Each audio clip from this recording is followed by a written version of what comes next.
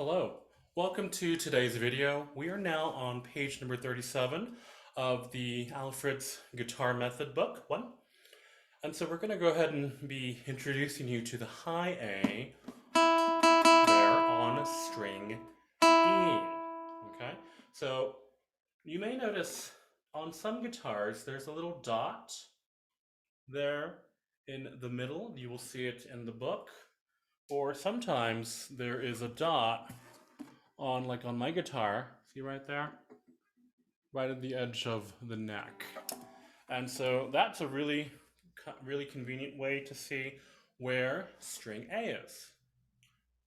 Just fret number 5. We're going to be playing fret number 5, excuse me, with finger number 4, the pinky. So yes, it's time to use the pinky. Let's just practice that a few times, playing it. Yes, finger number 4, pinky, also needs to be strong and develop the calluses so that it has tough flesh, tough skin. Let's go ahead and play that exercise there at the beginning. Ready? Get ready for stretching. 1, 2, 3, 4. E, F, G. Here we go. A, G, G, 2. F, G, A, G, A, F, E. Humongous stretching going on there. Look at that. How big that stretch is right there. Humongous stretch from 1 to 4. That's 5 frets right there. Can you do this comfortably? Can you bring down G as well? There it is. All right, so let's go ahead now, do rocking in Dorian mode. Now, we have some options here because we're playing A. Well, let's try it out. Here we go. Ready? 1, 2, 3, 4. E, D, F, G, A, G, F, B, C, D, C, D, 2, 3, 4, D, D, F, G, A, G, F, G, E, D, C, D, 2, 3, 4. Now, let's go ahead and talk, before we go to the last system, I wanted to talk about moving from G down to D. Okay, so we see here, G is with finger number 3, and D, very next string down, string B, on the same fret. So we can either lift off and then bring it right back down, but then you hear either the hammer, you hear the kind of strikes the string a little bit, pulls at it when you release, and then you have to bring it down. That's a space of silence. That's a lift. Or I like to do something called the rocking method. So I'm going to bring myself a little bit closer. I don't exactly go at the very edge of the tip, but I go a little bit higher. So notice that I bring my wrist down here to keep it straight, but then I lift it up so as to bring the tip down onto D. So we're not doing a slide. Not a slide. I suppose you could, but I like to just bring it down and then bring it up like that. And then I just kind of even it out while there. So let's try that out. When we go from G to D,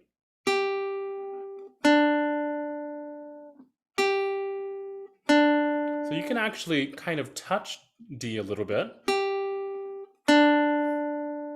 so as to allow a very seamless transition from one string, one fret to the other without having to lift. So let's try that a few times.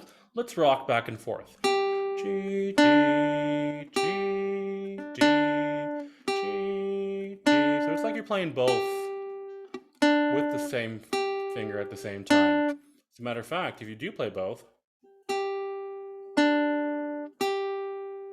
I suppose that's something, but that's a little bit later in our lessons. We'll try the rocking method when doing that. Let's go now to the last system of the boogie style. Excuse me, not boogie style. We already finished that one. We're going to go to the last system of the rocking and Dorian mode. D, D, D, stretch. A, 2, 3, 4. A, B, 2, 3, 4. Now you may be asking, well, Joseph, can't we just go from A to A like that?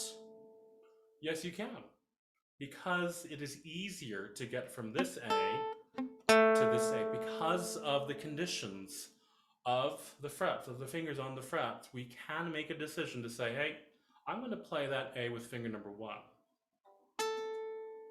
As long as you come back to D with finger number 3 and not 2, because we don't want to get too lost there. Not too many substitutions. Okay, so let's practice that one. High A, rocking in Dorian mode. Let's go to the next page.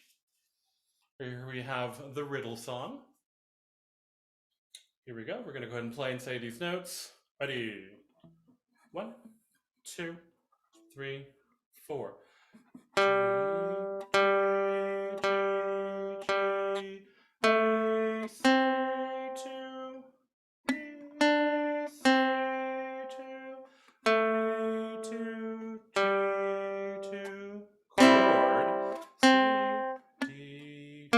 Excuse me. Chord G. Here comes the stretch. A, G, 2, E, 2, D, 2. Rock. See the rocking? I went back to G from D.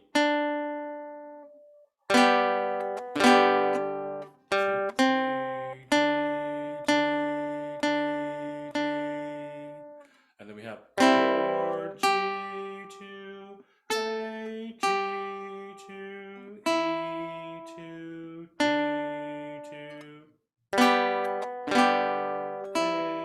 B, C, A, G, A, C, chord, B, C, chord, A, chord, G2, chord, 2. Very good. Let's go now to the next page, the incomplete measure. Well, we have some little pie charts here. It says not every piece of music begins on beat number 1. So I want you to think about incomplete measures as, well, you have to think about the beginning and the end of the piece. If you notice at the beginning of a tisket a tasket, it has only one quarter note and then already a bar line. Well, why is that? Shouldn't there be 4 beats in that measure? 4/4 time. Well, take a look at the last measure. The last measure of a tisket a tasket is 3 beats, half note, quarter. Someone sliced off the last beat. Well, someone did, and they stuck it at the beginning. And that's kind of what you do when you have an incomplete measure. Okay, so let's go ahead and play that. We're going to begin on beat number 4. So instead of saying 4, we're going to just play the note E. Let's get our finger ready for G. Afterwards, ready. 1, 2, 3. E, G2, chord, A, G2, chord, E, G2, chord, A, G2, chord, E.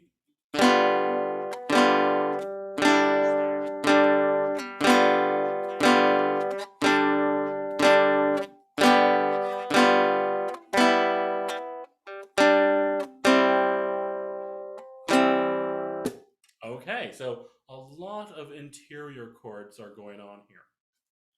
I wanted to talk about the second system actually, so let's go ahead and play that G7 first. We know that's already. But notice here, we have D, G, D.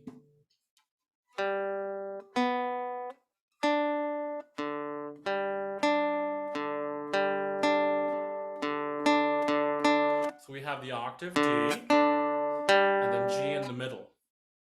So that's an interior kind of chord. But what about this E? Aren't we afraid of plucking that one in accidentally? So we have some options here. Remember we talked about the rocking method?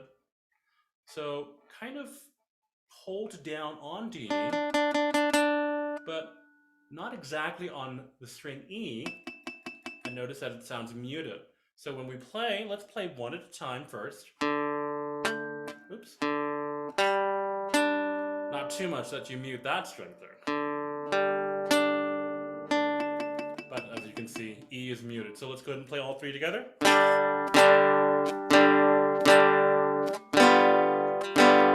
Same thing again.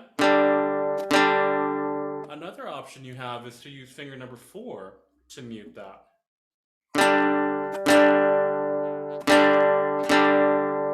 There you have it. So either way should work just fine. Going to the G chord now. Now here we have an E minor in first inversion. That's just the top 3 strings open. And then D, same thing again. We don't want to pluck that E. So either use the finger number 3 to mute or hold down a finger number 4. G and D together. Play it one at a time first. And then pluck together. C, but look at this.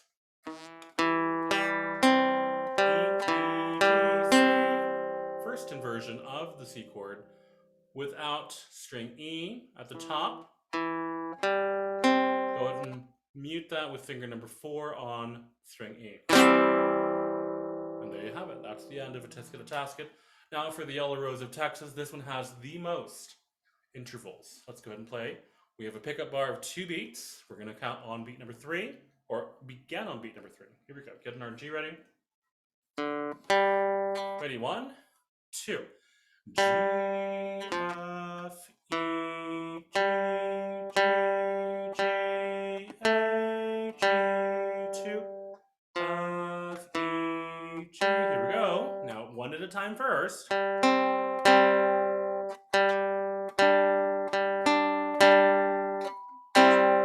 Like that.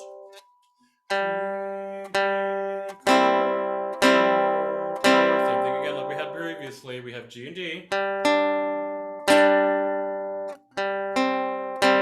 And then here we go. 3 interior notes, all open. We can mute E.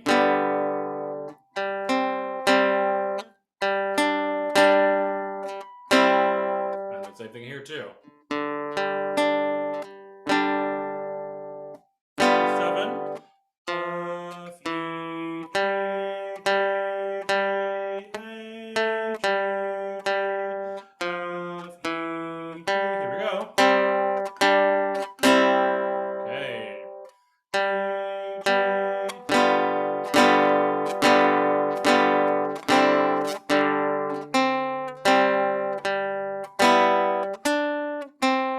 Two mute, and it's 2 because beats 3 and 4 was sliced off at the end.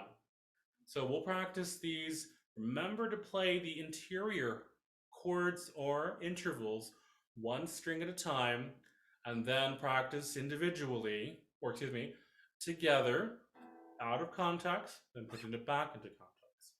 All right, thanks, and we will see you at next lesson.